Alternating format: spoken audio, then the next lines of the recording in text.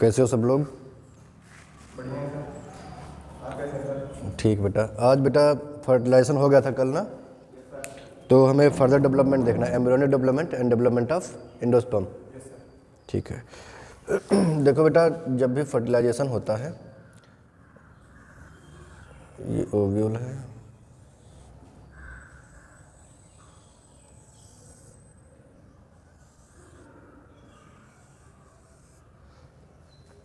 यहाँ पर बेटा एक सेल थी, ये एंटीपोडल सेल थी, और ये ये सिनर्जिट्स हैं दोनों।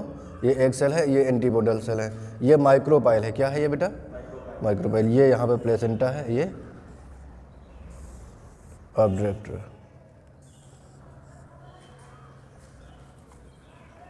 पोलन ट्यूब बेटा, जब पोलन जर्मिनेट होता है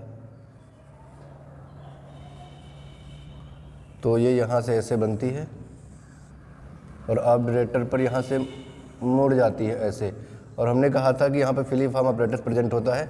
सिनर्जिट से बहुत सारा केमिकल रिलीज होता है और वो केमिकल पोलन ट्यूब को अट्रैक्ट करता है। जब पोलन यहाँ पर आता है बेटा, तो पोलन ट्यूब यहाँ पर आती है, तो हमने कहा था आगे कौन होता है बेटा? ट्यूब न्यूक्लियस होता है। ठीक है। और पीछे कौन सी सेल्स होती हैं? जनरेटिव सेल्स होती हैं, जो कि मेल गैमीट होती हैं। लेकिन जब यहाँ पहुँच जाता है तो बेटा ये पोजीशन चेंज हो जाती है। ये जो मेल गैमीट हैं ये आगे हो जाते हैं और ये पीछे आ जाता है। ठीक है। अभी जब पोलन में यहाँ से ट्रेवल कर रही सेल, तो आगे आगे कौन होगा? ट्यूब न्यूक्लियस या वेजिटेटिव न्यूक्लियस। जनरेटिव सेल्स पीछे होंगी। जब यहाँ ये पहुँच जाएगा तो अब पोजीशन चेंज हो जाएगी, जनरेटिव सेल आगे आ जाएंगी, ट्यूब न्यूक्लियस पीछे आ जाएगा, और इसके पीछे पीछे कैलोज के बैंड बनते चले जाएंगे। क्या बनते चले जाएंगे बेटा? कैलोज के बैंड। जिससे क्या होता है कि यहाँ पे जो साइटोप्लाज्म है, जो भी अमाउंट है, जो भी सेल्स हैं, ये पीछे न लौट पाए। ठीक है। या ये पीछे का रास्ता पूरा ब्लॉक हो जाता है। तो मान लो ये बेटा पोलन ट्यूब है और ये पोलन ट्यूब ऐसे बनी, तो ये जब ये पोलन ट्यूब बनेगी तो पीछे क्या है बेटा? कैलोज के बैंड बन गए हैं। ठीक। अब यहाँ पे जो सेल्स है, अब ये सेल्स है, तो ये सेल तो अंदर इंटर कर जाएंगी। ठीक है। और ये जो सिनर्जिट होती है वो पूरी डीजनरेट हो जाती है, पूरा केमिकल रिलीज कर धीरे धीरे क्या होता है? डीजनरेट हो जाएगी। अब ये जब, और यहाँ पर बेटा पोलर न्यूक्लियाई थी, अब पोलर न्यूक्लियाई फ्यूज होकर के एक न्यूक्लियस बन चुका है ना। अब यहाँ पर जो सेल अंदर आई है वो डिजॉल्व होकर के बेटा यहाँ पर एक तो ये मेल गैमीट का न्यूक्लियस, ये दूसरा मेल गैमीट का न्यूक्लियस, एक मेल गैमीट का न्यूक्लियस फ्यूज होकर एक सेल के साथ क्या बना देगा? जायगोट बना देगा। ठीक है। दूसरा जो मेल गैमीट है वो किसके साथ फ्यूज हो जाएगा बेटा? पोलर न्यूक्लियस के साथ, और क्या बना देगा? प्राइमरी एंडोस्पर्म न्यूक्लियस बना देगा। ठीक है। अब बेटा देखो यहाँ पर क्या होता है कि अब ये जो है ये यहाँ पर बहुत ज़्यादा वाटर एब्जॉर्ब कर लेती है। कौन? Pollen tube. तो ये ऐसे देखो यहाँ पर क्या होगा, ये बहुत ज़्यादा वाटर एब्जॉर्ब करके, अब जब वाटर एब्जॉर्ब कर लेगी, यहाँ पे कुछ साइटोप्लाज्म है, देखो यहाँ पे कुछ साइटोप्लाज्म है। ठीक है। ये और वाटर एब्जॉर्ब करे तो पीछे तो कैलोज के बैंड है। किसके बैंड है बेटा? कैलोज के बैंड है, और ये बेटा पीछे नहीं जा सकता कुछ भी। तो वाटर जब एब्जॉर्ब करेगी तो ये ऐसे यहाँ पर क्या होता है? स्वेल अप कर जाता है, फूल जाता है। यहाँ पर ये पूरी यहाँ पर ऐसे स्वेल अप कर जाएगी। ये कौन? Pollen tube. ठीक है। ऐसे हो जाएगी, और जब बहुत ज़्यादा स्वेल अप हो जाती है तो ये बर्स्ट कर जाती है, और जब ये बर्स्ट कर जाएगी तो क्या होगा बेटा? ये जो मेल गैमीट थे वो तो अंदर चले जाएंगे, और ये जो बची है पोलन ट्यूब, ये यहीं से डिटैच हो जाएगी, इससे ख़त्म हो जाएगी। ठीक है। ट्यूब न्यूक्लियस का क्या होगा? वो डीजनरेट हो जाता है at the time of fertilisation. ठीक है। तो अब इस तरह से बेटा हमने देखा था ये फर्टिलाइजेशन हो गया था, तो ये जो फ्यूजन हुआ है एक मेल गैमीट के एक सेल के साथ, ये बनेगा जायगोट। क्या बनेगा बेटा? जायगोट। और इस प्रोसेस को हमने कहा था सिंगैमी। क्या कहा था बेटा? सिंगैमी कहा था, है ना। दूसरा जो बेटा ये वाला फर्टिलाइजेशन होता है इसके साथ, और ये फ्यूज होकर क्या बना देता है बेटा? प्राइमरी इंडोस्पर्म न्यूक्लियस बनाता है, पेन बनाता है। क्या बनाता है बेटा? PEN, primary endosperm nucleus. अच्छा, इस सेल को अभी हम लोगों ने क्या कहा था? सेंट्रल सेल कहा था कि नहीं? इसको सेंट्रल सेल, लेकिन अब इसको हम सेंट्रल सेल नहीं बोलेंगे, अब इसको हम बोलेंगे प्राइमरी इंडोस्पर्म सेल, क्योंकि ये इंडोस्पर्म बनेगा, ये इंडोस्पर्म न्यूक्लियस है अंदर जो हमने बाहर दिखाया है ना। और ये पूरा हो जाएगा इंडोस्पर्म, ये पूरी इंडोस्पर्म सेल हो जाएगी, प्राइमरी इंडोस्पर्म सेल। याद रहे बेटा, at the time of fertilisation, जब फर्टिलाइजेशन हो चुका हो जाता है, आफ्टर फर्टिलाइजेशन एंटीपोडल सेल्स भी डीजनरेट हो जाती हैं। ठीक है। इसके डेवलपमेंट में ये खर्च हो जाती है न्यूट्रिशन प्रोवाइड करके, और ये पूरा डीजनरेट हो जाता है। तो फाइनली हमारे पास जो आफ्टर फर्टिलाइजेशन क्या बचता है? आफ्टर फर्टिलाइजेशन हमारे पास एक तो ये एक सेल थी वो जायगोट बन चुकी है। क्या बन चुकी है बेटा? जायगोट। ये इसका न्यूक्लियस है। अब ये है जायगोट, ठीक है बेटा। दूसरा क्या बचा हमारे पास, दूसरा बचा है ये है प्राइमरी इंडोस्पर्म न्यूक्लियस, और ये है क्या हमारे पास, प्राइमरी इंडोस्पर्म सेल। क्लियर है बेटा। तो आफ्टर फर्टिलाइजेशन ये जो एम्ब्रियो सैक था हमारे पास, इसमें 7 सेल थी, पहले 7 सेल थी ना बेटा, 8 न्यूक्लियस। आफ्टर फर्टिलाइजेशन कितने बचे, यहाँ पर बेटा केवल आपको 2 सेल्स दिखाई पड़ेंगे, एक ये जायगोट और दूसरा ये पीसी, ठीक है, primary endosperm cell. Before fertilisation यहाँ पे कितनी सेल्स थी बेटा, 7। आफ्टर फर्टिलाइजेशन 2 सेल बची, ठीक है। ये तो अब ये बन गया बेटा जायगोट। तो दूसरा जो बेटा फ्यूजन हुआ था इसको हमने क्या नाम बताया था, ट्रिपल फ्यूजन। क्या कहा था, ट्रिपल फ्यूजन। और इन दोनों फर्टिलाइजेशन को डबल फर्टिलाइजेशन कहते हैं, केवल इसको नहीं, दोनों को। इसको किसने बेटा देखा था, नवासिन ने देखा था। किसने देखा था बेटा, किसने। और प्लांट का क्या नाम था, लिलियम प्लांट था। लिलियम प्लांट था, नोट कर लेना बेटा, लिलिएसी फैमिली का प्लांट है, लिलियम प्लांट है। उसमें इन्होंने डबल फर्टिलाइजेशन को देखा था, है ना। हमने कहा था डबल फर्टिलाइजेशन का होना एंजियोस्पर्म का स्पेशल फीचर है, जो केवल एंजियोस्पर्म में ही देखा जाता है और किसी में नहीं देखा जाता है, ठीक है बेटा। अच्छा ये बताओ बेटा, जो जिम्नोस्पर्म प्लांट होते हैं उनमें डबल फर्टिलाइजेशन होता है, नहीं होता है ना, एक फर्टिलाइजेशन होगा वहाँ पर भी, लेकिन एंडोस्पर्म बनता है। लेकिन वहाँ का एंडोस्पर्म की प्लॉइडी क्या होगी, हैप्लॉइड, क्योंकि वो जो फीमेल गैमेटोफाइट होता है वही एंडोस्पर्म बन जाता है बाद में, है ना, मॉडिफाई होकर एंडोस्पर्म उसी को कहते हैं।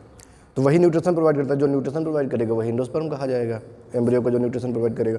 तो यहाँ पे जो पेन है बेटा, इसकी प्लॉइडी क्या होगी, या पीईसी की प्लॉइडी पूछे तो क्या होगी, 3n होगी इसकी, है ना। इसकी प्लॉइडी क्या होगी, इसकी प्लॉइडी 2n होगी। ये जायगोट है, ठीक है। तो जायगोट बेटा आगे चल के क्या बनाएगा, एम्ब्रियो बनाएगा, ठीक है। पीईसी आगे चल के क्या बनाएगी, इंडोस्पर्म बनाएगी, ठीक है। तो अब हम देखेंगे बेटा एम्ब्रियो का डेवलपमेंट और हम देखेंगे इंडोस्पर्म का डेवलपमेंट, ठीक है। ये बताओ बेटा, अब ये जो सेल है, ठीक है, आफ्टर फर्टिलाइजेशन है 2 सेल है इसमें। अब बेटा इससे बनेगा एम्ब्रियो, इससे बनेगा इंडोस्पर्म। तो पहले क्या बनेगा, पहले एम्ब्रियो का डेवलपमेंट होगा या पहले इंडोस्पर्म का डेवलपमेंट होगा, दोनों का डेवलपमेंट कराना है। पहले किसका होगा, पहले होता है बेटा इंडोस्पर्म का डेवलपमेंट, क्योंकि ये न्यूट्रिशन प्रोवाइड करता है इसको, ठीक है। तो इसका डेवलपमेंट पहले हो जाता है, फिर उसके बाद तुरंत एम्ब्रियो का डेवलपमेंट शुरू हो जाता है, ठीक है।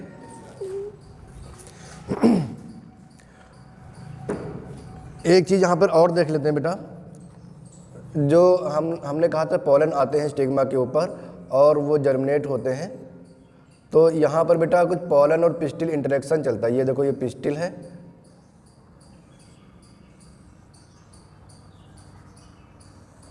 बेटा, यहाँ पर पॉलन आ गया। अब ये जो पॉलन जर्मिनेट करता है बेटा, तो ये स्टिग्मा के साथ कुछ इंटरेक्शन करता है, जिसको बोलते हैं पॉलन पिस्टिल इंटरेक्शन। क्या बोलते हैं, इंटरेक्शन, ठीक है। ये जब इंटरेक्ट होगा, इंटरेक्शन का मतलब है बेटा कि स्टिग्मा पर हमने कहा था कुछ केमिकल सिक्रेट होते हैं, ठीक है, वो केमिकल इसके साथ इंटरेक्ट होते हैं। अच्छा, जो एक्साइन में भी तो प्रोटीन होती है, मेनली हमने कहा था जो एक्साइन होती है पोलन की, वो स्पोरोपोलिन की बनी होती है, लेकिन इसमें प्रोटीन के पार्टिकल भी तो होते हैं, जिससे पोलन, वो ह्यूबिस बॉडी हमने पढ़ा था, ह्यूबिस बॉडी में प्रोटीन के भी पार्टिकल्स होते हैं, जिसके चारों ओर स्पोरोपोलिन कलेक्ट होकर के पूरा एक्साइन का फॉर्मेशन करती है। तो यहाँ पर जो प्रोटीन होती है उसके साथ इससे निकलने वाले, किससे, स्टिग्मा से निकलने वाले एंजाइम, वो केमिकल्स इंटरैक्ट करते हैं, ठीक है। और जब ये इंटरेक्शन हो जाता है, वो कब होगा, जब वो उसी स्पीसीज का पोलन हो जाता है, तब वो आगे पोलन ट्यूब का फॉर्मेशन करता है। इसको बोलते हैं राइट पोलन। क्या बोलते हैं बेटा, राइट पोलन। अगर, या इसको हम कंपैटिबल पोलन बोलते हैं, कंपैटिबल पोलन। अच्छा, अगर ये पोलन आया और इंटरैक्ट नहीं हो पाया तो इसको रॉन्ग पोलन बोलेंगे। क्या बोलेंगे, रॉन्ग पोलन बोलेंगे, या इनकम्पैटिबल, ये बेटा याद रखना, इनकम्पैटिबल पोलन इसको बोल देंगे। कब, जब ये स्टिग्मा पर इंटरैक्ट नहीं हो पाएगा इसके केमिकल से, ठीक है बेटा। केमिकल का कंपोजिशन साइंटिस्ट ने पता लगाया है, लेकिन इसको बना नहीं पाए, क्योंकि ये जीन से बनता है और उस जीन का पता अभी तक नहीं लग पाया है, ठीक है। तो इसलिए वो केमिकल नहीं बन पाया। अगर वो केमिकल बन जाएगा तो आम के स्टिग्मा पर नीम का पोलन हम ले जा करके जर्मिनेट कर पाएंगे, ठीक है। यानी अलग हमें किसी नींबू आम अमरूद जो भी बनाना है, जिस प्लांट में जिसका पॉलन चाहे उसका जर्मिनेट करवा के फर्टिलाइजेशन करवा सकते हैं, है ना। लेकिन अभी क्योंकि वो जीन का पता नहीं चला है, जिस हमने कहा था जेनेटिक कंट्रोल होता है पूरा ये, है ना, तो जीन से वो जीन का पता नहीं चला अभी, इसलिए वो केमिकल नहीं बन पा रहा। दूसरा, अब ये पॉलन बन जाएगा, मतलब ये इंटरेक्शन होगा तो ये पॉलन क्या करेगी, डेवलप होगी, आगे ग्रोथ होगी पॉलन ट्यूब की, पॉलन ट्यूब बनेगी। अब ये स्टाइल यहाँ पर, ये क्या है बेटा, स्टाइल, यहाँ स्टाइल में फिर इंटरेक्शन होगा, ठीक है। यहाँ पर जेनेटिक, ये भी जेनेटिक होता है जेनेटिक लेवल पर। अब ये जो इंटरेक्शन होगा तब ये यहाँ पे चेकिंग होगी कि पॉलन ट्यूब सही है कि नहीं है, उसी पॉलन की है कि नहीं। अगर ठीक है तब तो ये आगे ग्रो करेगी, नहीं तो यहीं पे ये फिर ग्रोथ इसकी बंद हो जाती है ना। जैसे हमने किस में देखा था, टोबैको में देखा था, है ना। कुछ में तो यहाँ तक आके मुड़ जाती है, जैसे एप्पल में, ठीक। तो ये चाय में, टी में आके यहाँ से मुड़ जाती है, एप्पल में यहाँ तक आके फिर रुक जाती है, टोबैको में तो वो पॉलन ट्यूब ही नहीं बन पाती वो। लेकिन सेल्फ इनकम्पैटिबिलिटी, अपना खुद का पॉलन अगर उसी फ्लावर का है, ऑटोगैमी को प्रिवेंट करने के लिए वो होता है, ठीक है बेटा। यहाँ तक क्लियर है। देखो ये पिस्टिल पॉलन इंटरेक्शन हमने देख लिया, और हमने फर्टिलाइजेशन तो देख ही लिया था, है ना, समझ लिया है पूरा। अब इसके बाद ये एंडोस्पर्म और एम्ब्रियो का डेवलपमेंट हमें देखना है, ठीक है बेटा। बेटा बताओ, ये ट्रिपल फ्यूजन को किसने देखा था, नवासिर ने, ठीक है। अच्छा बताओ बेटा, ट्रिपल फ्यूजन में कितने गैमीट इन्वॉल्व होते हैं। अच्छा पहले बताओ कितने न्यूक्लियस इन्वॉल्व होते हैं, ट्रिपल फ्यूजन की बात कर रहे हैं। ट्रिपल फ्यूजन में बेटा 2 पोलर न्यूक्लियाई और एक मेल गैमीट का न्यूक्लियस, तो 3 न्यूक्लियस इन्वॉल्व होते हैं, इसलिए तो ट्रिपल फ्यूजन कहते हैं, ठीक है। अच्छा बेटा, सिंगैमी में कितने न्यूक्लियस इन्वॉल्व होते हैं,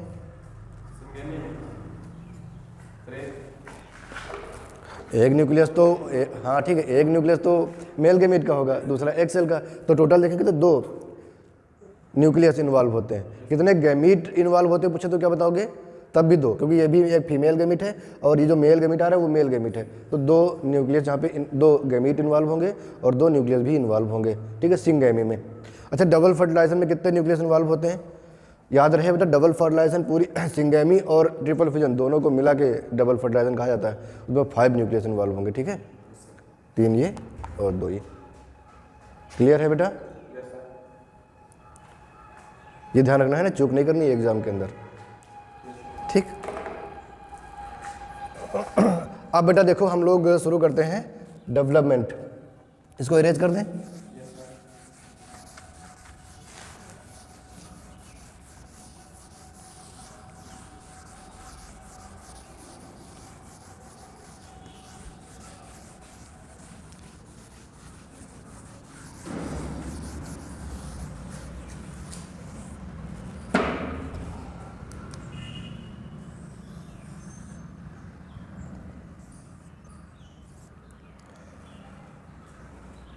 क्या होगा बेटा, ये जायगोट है, ये है जायगोट और ये है बेटा PEC और ये है पेन, ठीक है। ये है खूब सारा साइटोप्लाज्म इसका, ठीक है। यहाँ पर बेटा अगर पूछा जाए कि आफ्टर फर्टिलाइजेशन एम्ब्रियो साइक के अंदर हमें कितनी सेल्स दिखाई पड़ेंगी, तो क्या बताओगे बेटा, 2 सेल दिखाई पड़ेंगे, ठीक है। जायगोट बेटा किस इंड पर होता है पूछा जाए तो क्या बताओगे, माइक्रोपाइलर इंड पे होता है कि चलाजल इंड पे होता है, माइक्रोपाइलर पे देखो, है ना, माइक्रोपाइलर इंड पे जायगोट होता है ना। अरे ओव्यूल उल्टा होता है ना बेटा, वैसे एनाट्रोपस ओव्यूल में हम सबको समझ रहे हैं, तो वैसे भी माइक्रोपाइलर इंड दिख रहा है, ऊपर यहाँ पे चलाजा इंड होगा, वहाँ पर क्या थी, एंटीबॉडल सेल थी, वो डिजेनरेट हो चुकी हैं।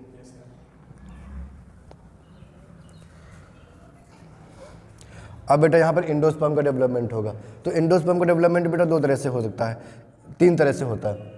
एक होगा यहाँ पर हम ऐसे अगर लिखें तो ऐसे बना लें, एक होगा बेटा फ्री न्यूक्लियर डिवीजन होगा। जब फ्री न्यूक्लियर डिवीजन होगा बेटा तो इसमें कितने न्यूक्लियस बन जाएंगे? 2 न्यूक्लियस बन जाएंगे, है ना। फिर बेटा फ्री न्यूक्लियर डिवीजन होगा तो बेटा कितने बन जाएंगे?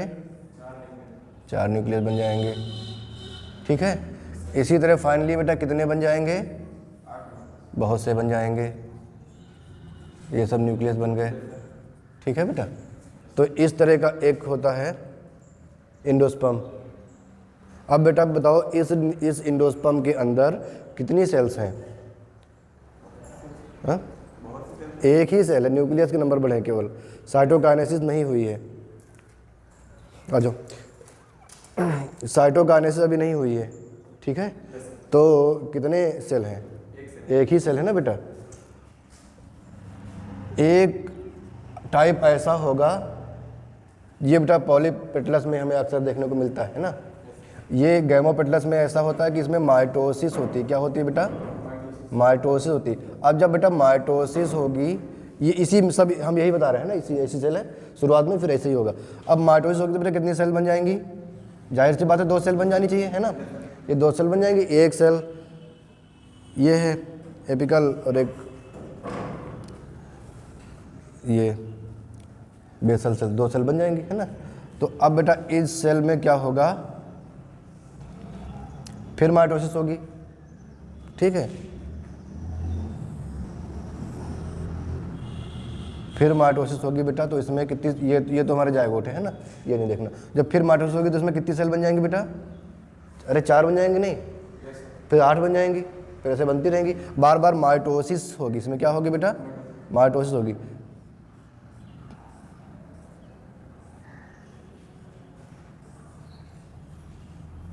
ये सब बेटा सेल्स हैं, ये सब क्या है बेटा? सेल्स हैं, ठीक है। ये तो जायगोट है। इस बार बेटा क्या होगा? इसी सेल में देख रहे हैं, फिर माइटोसिस होगी। और जब माइटोसिस हो जाती है बेटा तो एक जो एपिकल सेल बनती है, एक वैसे ही बनेगा, एक एपिकल एक बेसल, ठीक है।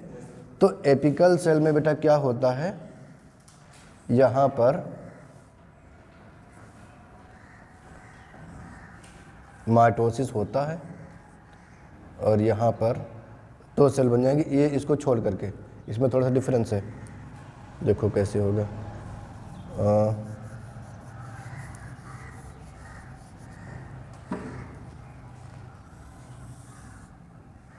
यहाँ पर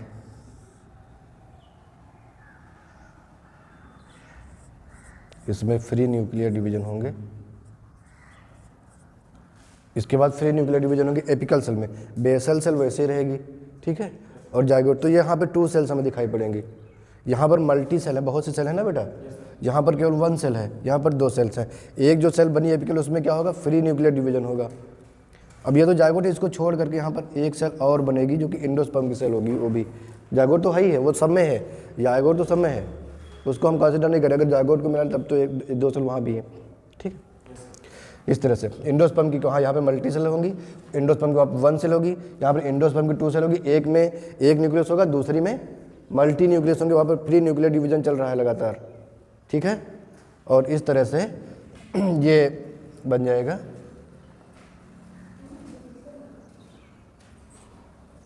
एंडोस्पर्म, ठीक है। तो ये बेटा प्री मेच्योर कंडीशन है। जब मेच्योर हो जाएगा तो यहाँ भी ये जब फ्री न्यूक्लियर डिवीजन होगा, आप इसके बाद में क्या होगा? इसमें भी साइटोकाइनेसिस हो जाएगा। क्या हो जाएगा? साइटोकाइनेसिस। तो जब इसमें साइटोकाइनेसिस हो जाएगा बेटा तो ये भी कैसी हो जाएगी? मल्टी सेलुलर हो जाएगी, सेलुलर हो जाएगी। तो ये बेटा सेलुलर है कि नहीं है? ठीक है, ये इसमें मल्टी न्यूक्लिएटेड, तो ये भी सेलुलर हो जाएगी, ये भी सेलुलर हो जाएगी, ये तो है ही है, और ये भी सेलुलर हो जाएगी। इसमें भी साइटोकाइनेसिस आगे, इसमें भी क्या हो जाएंगे? साइटोकाइनेसिस हो जाएगी इसमें, ठीक है। तो देखो बेटा, तो क्या बेटा आफ्टर मैच्योरेशन एंडोस्पर्म जो है वो तीनों एक जैसे हो जाएंगे? तीनों का मतलब ये अलग अलग प्लांट्स में, अलग अलग चीज़ में हमें 3 टाइप्स में होता है, वो यहाँ पे हमने देखा। तो बेटा क्या ये अलग अलग दिखेंगे कि एक ही जैसे दिखेंगे? मैच्योर होने के बाद एक ही जैसे दिखेंगे, सब में साइटोकाइनेसिस हो जाती है। लेकिन बिफोर मेचुरेशन जब ये बन रहा है, डेवलप हो रहा है, उस समय हम देखेंगे तो ये इन वाला जो होता है वो न्यूक्लियर रहेगा, ये सेलुलर रहेगा, और इसमें भी दो सेल्स रहेंगी। ठीक है, जो एक सेल होगी वो न्यूक्लियर होगी, दूसरी यूनिन्यूक्लिएट होगी। ठीक है, तो ये है बेटा एंडोस्पर्म का डेवलपमेंट। ठीक बेटा, अब कुछ सेल्स में अलग अलग टाइप के एंडोस्पर्म होते हैं। कुछ सेल में कुछ प्लांट स्पीसीज ऐसी हैं बेटा जिसमें नहीं भी होता है एंडोस्पर्म, नहीं बनता एंडोस्पर्म। एग्जाम्पल बता पाओगे बेटा? ट्रेपेसी फैमिली होती है, इसको बेटा नोट कर लो।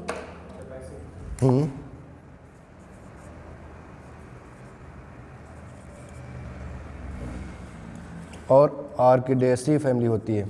एक आप बताओगे एग्जाम्पल, कल बताना। 3 होती हैं, 3 ही हैं, तीनों आपको याद रखना, एक ट्रेपेसी और एक आर्किडेसी। ठीक है, ट्रेपेसी में बेटा क्या होता है कि एंडोस्पर्म का डेवलपमेंट वहाँ पे नहीं होता है, आर्किडेसी में भी एंडोस्पर्म का डेवलपमेंट नहीं होता है। आर्किडेसी से क्वेश्चन पूछा जाता है बेटा, एग्जाम में पूछ लिया जाता है। ठीक है, इसको याद रखना, इसमें भी कभी कभी क्वेश्चन आ जाता है।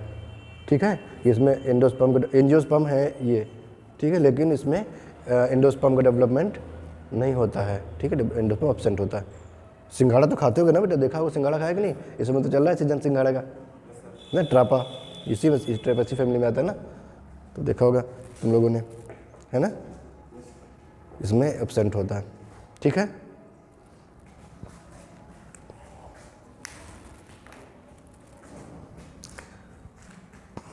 और बेटा कुछ टाइप्स होते हैं, अलग अलग प्लांट में कुछ मॉडिफिकेशंस हो जाते हैं एंडोस्पर्म के। ठीक है, वो हम देख लेते हैं पहले, उसके बाद हम देखेंगे एम्ब्रियो का डेवलपमेंट कैसे होता है। ठीक है बेटा,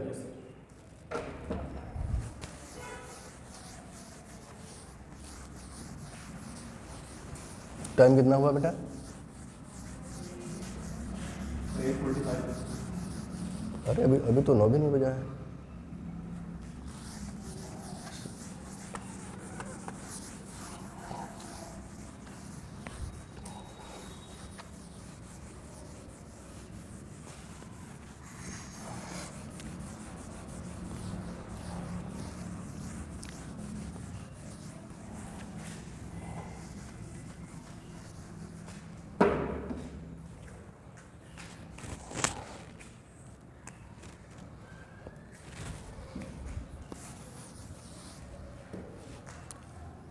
हम बेटा किसका डेवलपमेंट देखने जा रहे हैं? एम्ब्रियो का। एम्ब्रियो का डेवलपमेंट देखेंगे तो बेटा ये क्या है? ये जायगोट है ना। अब जब बेटा ये जायगोट है तो इसमें क्या होगा बेटा? माइटोटिक डिवीजन होगा कि नहीं होगा? माइटोटिक डिवीजन होगा। जब माइटोटिक डिवीजन होगा तो इसमें बेटा ऐसे, मतलब ये क्लीवेज है एक तरह का, है ना। ये होगा 2 सेल स्टेज, फिर 4 सेल स्टेज, है ना। फिर उसके बाद ऐसे बन जाएगा, इसमें मल्टी सेलुलर स्ट्रक्चर हो जाएगा बेटा। हो जाएगा कि नहीं हो जाएगा? तो बेटा ये एकदम बॉल लाइक स्ट्रक्चर दिखाई पड़ रहा है कि नहीं, है ना। इसको बोलेंगे बेटा ग्लोब्यूलर। क्या बोलेंगे बेटा? ग्लोब्यूलर एम्ब्रियो बोलेंगे, है ना बेटा। ये इसको बेटा क्या बोलेंगे? प्रो एम्ब्रियो बोलेंगे, प्रो एम्ब्रियो बोलेंगे। ठीक है, इसके बाद बेटा इसमें अब सेल्स मूव करती हैं, चेंज होता है, तो चेंज होगा तो ऐसे इसमें ये ऐसे स्ट्रक्चर इसमें बन जाता है, जिसको हम बोलेंगे, क्या बोलेंगे बेटा? Heart shaped. ये हार्ट शेप्ड बन जाता है बेटा कि नहीं? ठीक है।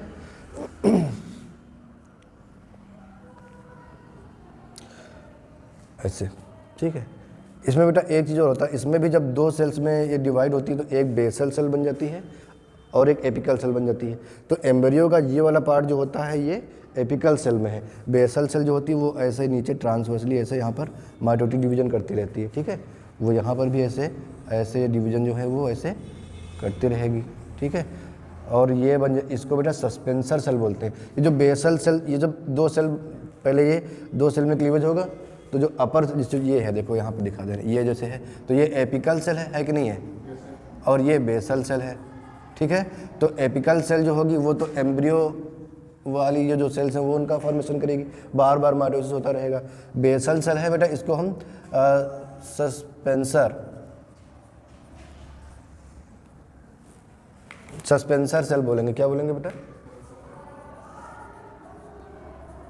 तो इससे सस्पेंसर, तो ये जो बन रहा है, ये जो बन रहा है, ये जो बन रहा है, इसको क्या बोलेंगे बेटा?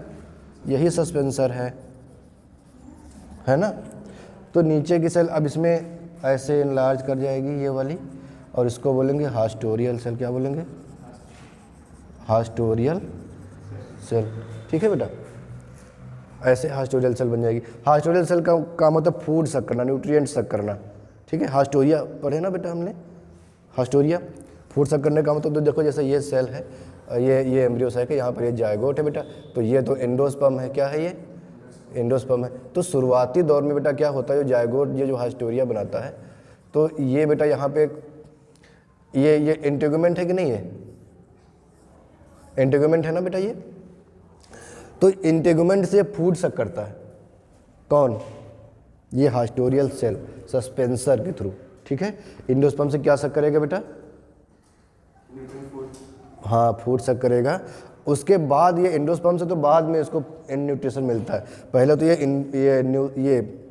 जो न्यूसेलस होता है, न्यूसेलस पार्ट यहाँ पे, ठीक है, उससे यहाँ पर देखो, यहाँ पे तो न्यूसेलस के सेल्स हैं बेटा, इससे लेता है ये फूड लेता है। ठीक, क्लियर है? उसके बाद ये सेल्स और बढ़ेंगे, अभी तो मूव करेंगे, ये 6 से 10 सेल्स हो जाती हैं। कितनी बेटा? 6 to 10 सेल्स की ये सस्पेंसर होती हैं, और यहाँ पर ये बढ़ती जाएगी। और जब ये आगे और ग्रो करेंगी बेटा, ये कितनी बन जाएंगी? 6 से 10। तब ये ऊपर जा कर के ये एंडोस्पर्म में पेनिट्रेट कर जाता है एम्ब्रियो। समझ पा रहे हो कि नहीं?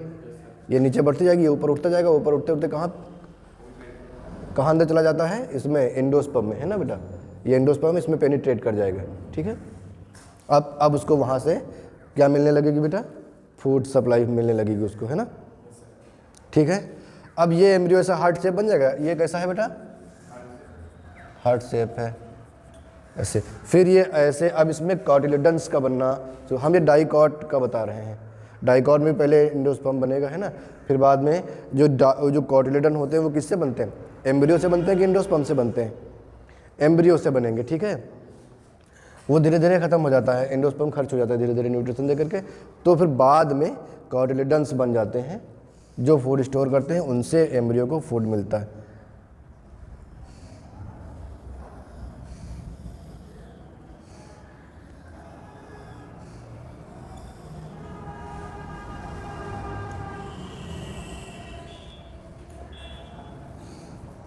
ये बना बेटा गंदा सा डायग्राम, इसको फिर से बनाते हैं।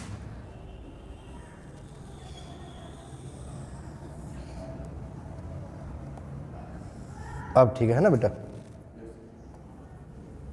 ये ऐसे बन जाएगा डायग्राम। ये बेटा एम्ब्रियो ऐसा बन जाएगा, है ना।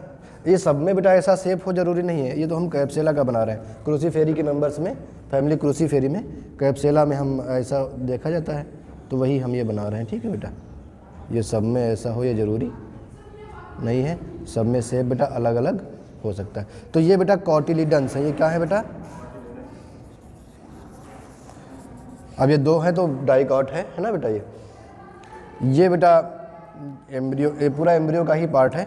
अब देखो ये वाला जो है बेटा, ये एम्ब्रियो का मेन पार्ट है। यहाँ से बेटा बनेगा प्ल्यूम्यूल, और ये है रेडिकल, यहाँ से रूट बनेगी सबसे, और ये बेटा एक रेडिकल कैप होती है, ये ऐसे इस तरह से एम्ब्रियो बन जाता है। ये एम्ब्रियो बन गया। यहाँ से बेटा ये बनेगी प्ल्यूम्यूल, ये रेडिकल बनेगा। ठीक है, ये बेटा जैसे देखो दो यहाँ पे दिखाई पड़ रहा है, देखो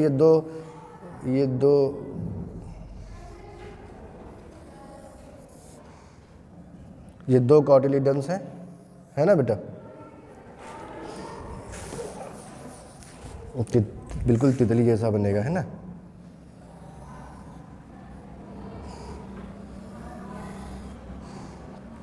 ये दोनों कॉटिलिडन्स हैं बेटा,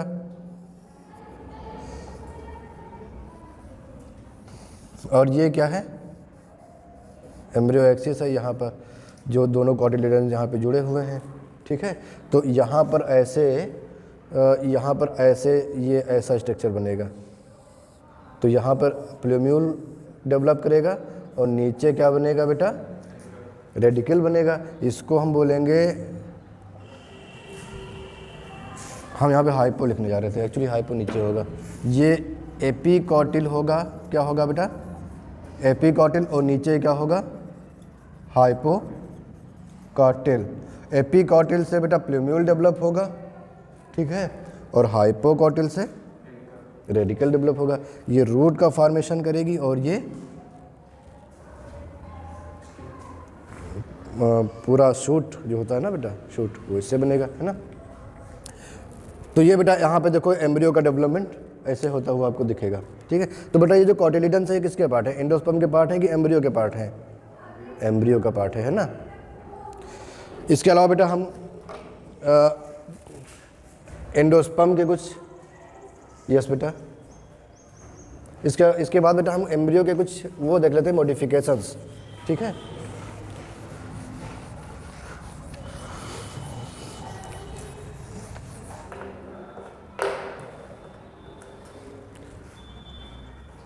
कुछ प्लांट्स में बेटा हमें जो एंडोस्पर्म मिलता है, मोज़ेक एंडोस्पर्म मिलता है। मोज़ेक समझ रहे हो बेटा, इरेगुलर, जैसे फर्श में इरेगुलर शेप में पैटर्न होता है ना, वैसे तो इसमें हमें कुछ पैचेस दिखाई पड़ते हैं। जैसे टोमेटो में हम देखेंगे कि जो एंडोस्पर्म है उसमें अलग अलग ये ऐसे ऐसे अलग अलग कलर के पैचेस बीच बीच में दिखाई पड़ते हैं, तो इसको बोलते हैं मोज़ेक एंडोस्पर्म। क्या बोलते हैं बेटा, मोज़ेक एंडोस्पर्म। कुछ प्लांट्स में बेटा क्या होता है, रूमिनेंट,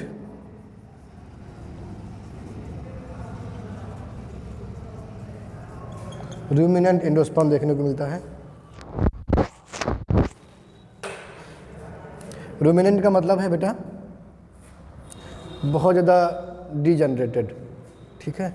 जैसे इसमें ये हमको देखने को मिलता है, उसमें सुपारी देखिए बेटा, सुपारी को काटोगे तो देखोगे उसके अंदर हमें बहुत ही हार्ड एंडोस्पर्म देखने को मिलता है ना, वो एंडोस्पर्म है। सुपारी के सीड देखे बेटा, गोल गोल से सीड होते हैं, तो वो सीड उसके अंदर आप जो सीड तोड़ोगे काटोगे तो बहुत ही हार्ड एंडोस्पर्म उसमें देखने को मिलता है, ठीक है।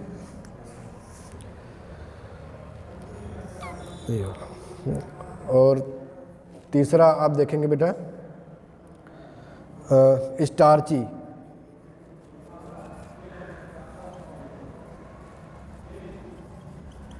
एंडोस्पर्म।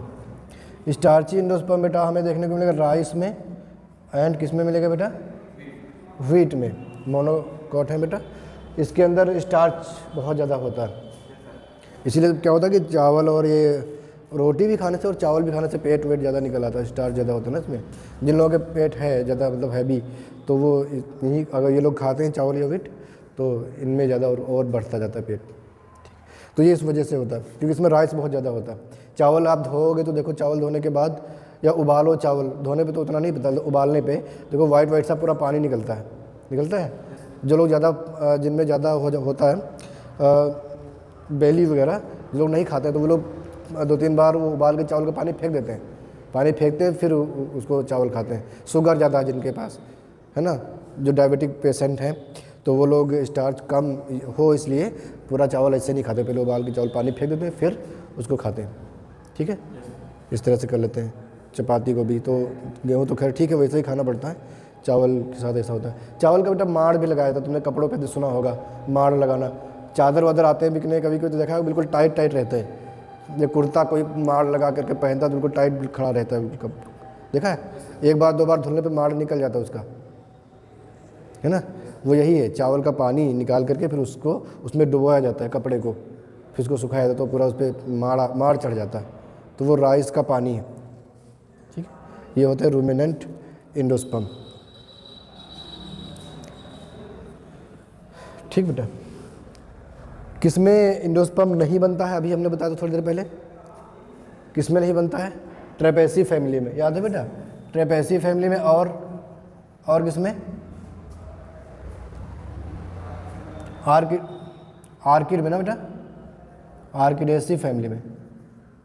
तो इनमें बेटा क्या होता है, इन फैमिलीज़ में एंडोस्पर्म नहीं बनता है, एंडोस्पर्म बनता भी नहीं है, और इनमें बेटा ट्रिपल फ्यूजन भी नहीं होता, ये याद रखना। ये बेटा एंजियोस्पर्म है, और हमने कहा था एंजियोस्पर्म की जो ट्रिपल फ्यूजन है ये इसका मेन फीचर है, जो कि अदर कहीं नहीं मिलता है। लेकिन इन दो प्लांट्स में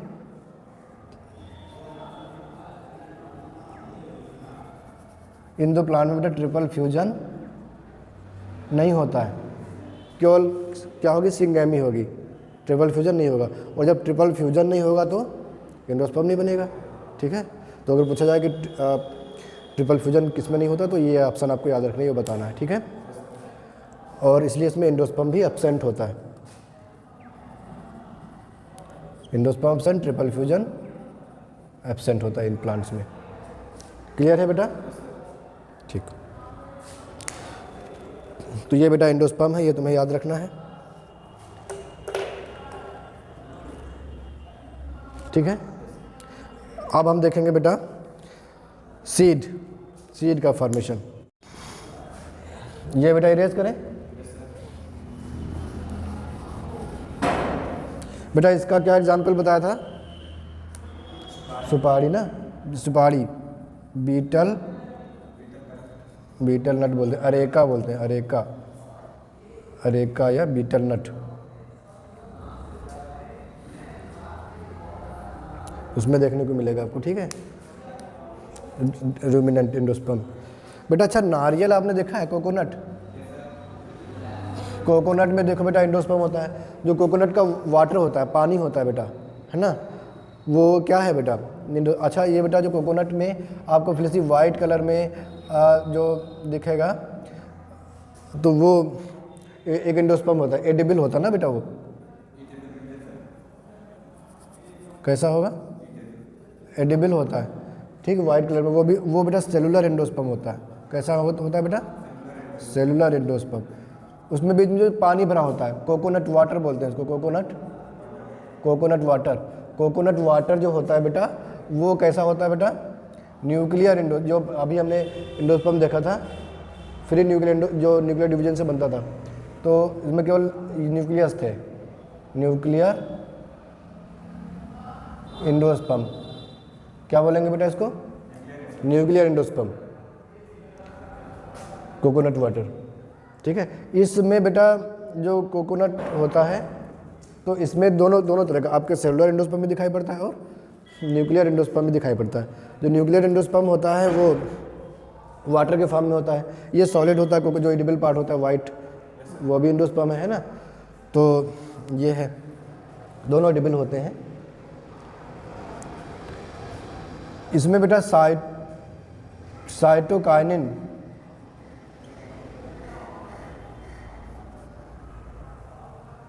और पोटेशियम आयन रिच होते हैं, ये नहीं रिच होता है, मतलब ज़्यादा होता है, हाँ, क्योंकि ये जो पोटेशियम अभी कभी किसी को जब डिहाइड्रेशन हो जाता है किसी पेशेंट को, तो डॉक्टर लोग बताते हैं कोकोनट आयन, वो अभी डेंगू वालों को बहुत बताया गया था, है ना, या मतलब साल्ट जब इम्बैलेंस हो जाता है, किसी का साल्ट इम्बैलेंस हो गया, सोडियम पोटेशियम, तो इसको ये कोकोनट आयन पीने के लिए बोला जाता है, कोकोनट वाटर पीने के लिए। साइटोकाइनिन हार्मोन इसमें बहुत ज़्यादा होता है, ऑक्सीजन भी होता है, लेकिन साइटोकाइनिन ज़्यादा मात्रा में होता है। और जब सेल टिश्यू कल्चर करते हैं, तो वहाँ पर कभी टिश्यू कल्चर जब करते हैं, तो वहाँ पर साइटोकाइनिन का यूज किया जाता है उसमें, ठीक है। तो काफ़ी इम्पोर्टेंट है ये कोकोनट वाटर। इरेज करें,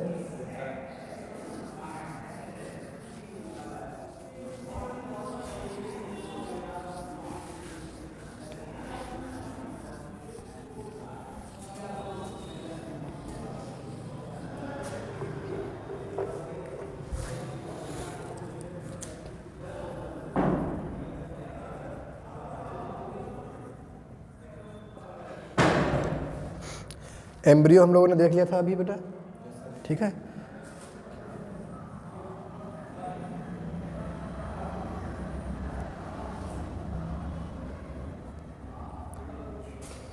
ये बेटा इसके कॉटिलिडन्स हैं, ये एम्ब्रियो का मेन एक्सिस है, यहाँ पर बेटा ये प्लूम्यूल होगा और ये रेडिकल होगा। जब ये इससे ग्रो करेगा बेटा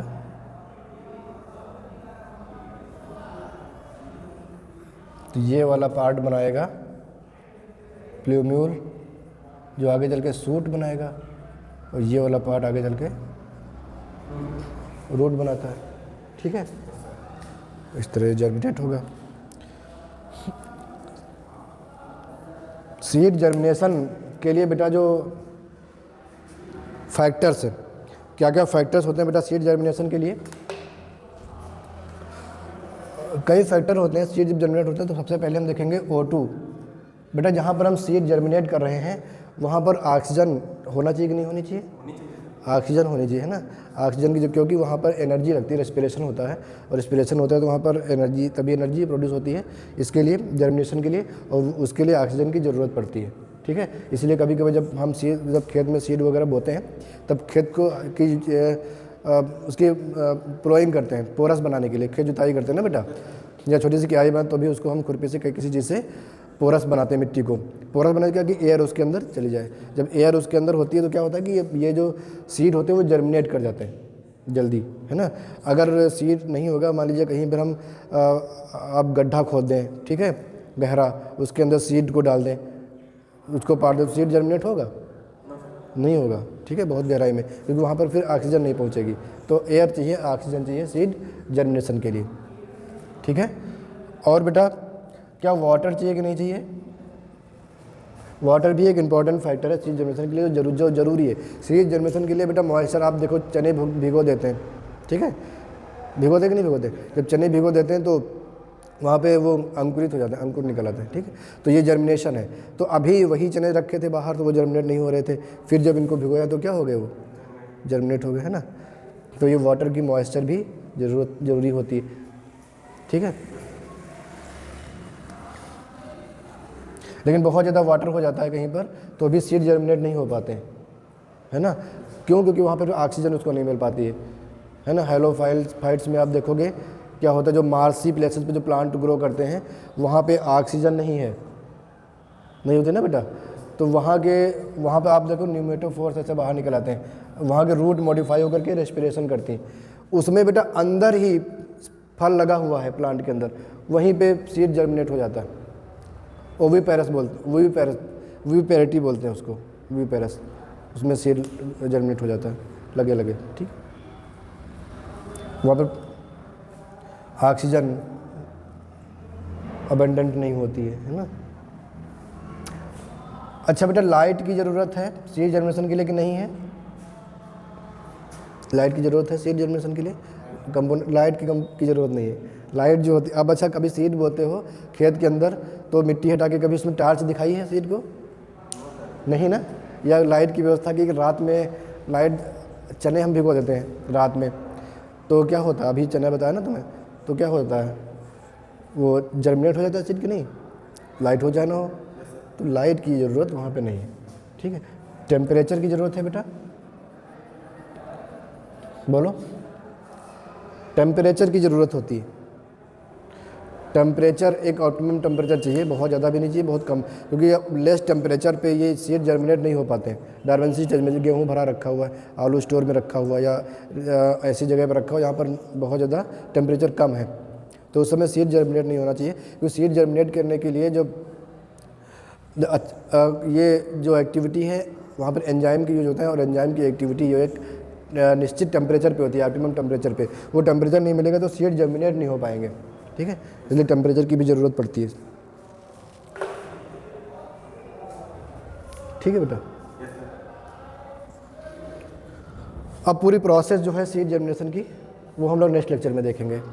ठीक है, अभी एक एम्ब्रियोनिक डेवलपमेंट, अभी इसमें पूरा सीड के बारे में, जर्मिनेशन और फिर कुछ और चीज़ें हैं इससे रिलेटेड जो हम तुम्हें नेक्स्ट लेक्चर में बताएंगे। ठीक है।